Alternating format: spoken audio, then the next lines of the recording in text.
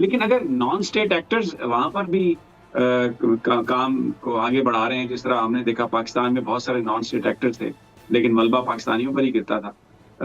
Iran के अंदर जो सिचुएशन है, बगीर साहब आप क्या समझते हैं कि अगर ईरानियन जो हैं वो हमें अपनी हमायत का यकीन दिलाते हैं, तो उनकी इतनी कैपेसिटी और इस तरह का मामला है कि वहाँ के जो नॉन स्टेट एक्टर्स हैं उनसे वो निपट सकें, या अगर इसमें कहीं कोई रिलीजियस फोर्सेस इसके पीछे हैं, तो वो तो बहुत पावरफुल है ईरान में। हुकूमत के लिए ये वो हुकूमत इस पोजीशन में है कि उनको रोक सकेगी।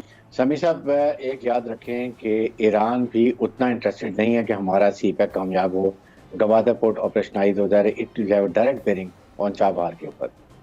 और इंडिया ज़ाहिर उनको पुश कर रहा है। और अभी ईरान के एक और वजीर भी बात कर रहे थे जी कि चाहे कि दुनिया को आना चाहिए, चाबहार में भी आना चाहिए, बड़ा अच्छा पोर्ट है, ये बात कर रहे थे।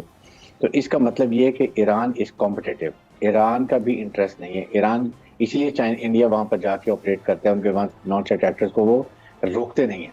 अगर ईरान चाहे तो they have the capacity. Number 2, Pakistan से बहुत रिलेशन है। अगर दोनों मुल्क बॉर्डर की प्रॉपर तरीके से जो एक 30% रहेगी उसकी मॉनिटरिंग करें, पेट्रोलिंग करें, डे नाइट पेट्रोलिंग करें, आपस में अंडरस्टैंडिंग करें, तो काफ़ी हद तक ये काम नाकाम हो सकता है।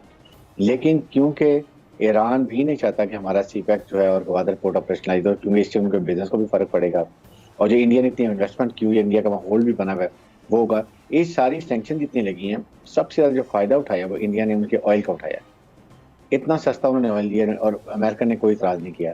जब पाकिस्तान की बारी आती है तो तमाम रिस्ट्रिक्शन लग जाती हैं। इससे बात यह है कि कुछ खबरें आ रही हैं कि तुर्की में हमारी एजेंसियों के सरबराह और नॉर्दर्न अलायंस जो कि ताजिक और उज़्बेक फोर्सेस के लीडर्स हैं, उनके साथ कुछ मुलाकातें हुई हैं।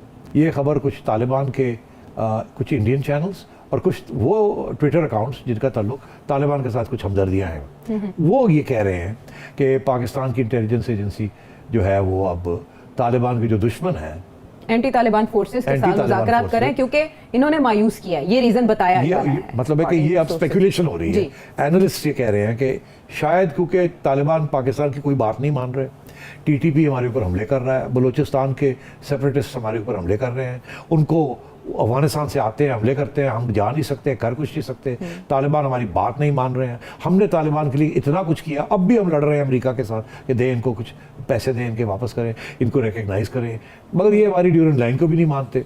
नक्शे शाया होने शुरू हो गए हैं। हुकूमत तो उनकी तालिबान की हुकूमत तो नहीं कर रही, मगर उनके सिंपथाइजर्स जो हैं इस किस्म में नक्शे शाया कर रहे हैं, शायद वो आप दिखा भी सके। बिल्कुल ऐसे स्क्रीन पे चल रहे हैं। हाँ, जिसमें जनाब सारा अफगानिस्तान जो है उसको पाकिस्तान भी हजम कर लिया उसने, और इस किस्म की चीज़ें हो रही हैं। तो अब ये लॉजिकल है कि अगर ऐसी सूरत हाल है और तालिबान बिल्कुल एक दिन ब दिन हॉस्टाइल फोर्स बनते जा रहे हैं, पाकिस्तान के हामी नहीं रहे, उनके अब एक ऐसी स्टेज आ रही है कि शायद प्रॉब्लम बन रहा है पाकिस्तान के लिए, तो फिर पाकिस्तान को, जो कि पहले दिन से पाकिस्तान कह रहा है कि ऑल इंक्लूसिव गवर्नमेंट होनी चाहिए, याद है सबका डिमांड यही थी कि सिर्फ तालिबान की हुकूमत नहीं चलेगी, ये सब मुश्तरका तौर पे उनके पास तो 2/3 मेजॉरिटी भी और सबकी शमूलियत होनी चाहिए। तो अब तालिबान ने शमूलियत नहीं की, वादा करते रहे कि करेंगे मगर की नहीं। तो इसलिए मैं समझता हूँ कि ये बात जो है हो सकता है, ये मुमकिन है, मुझे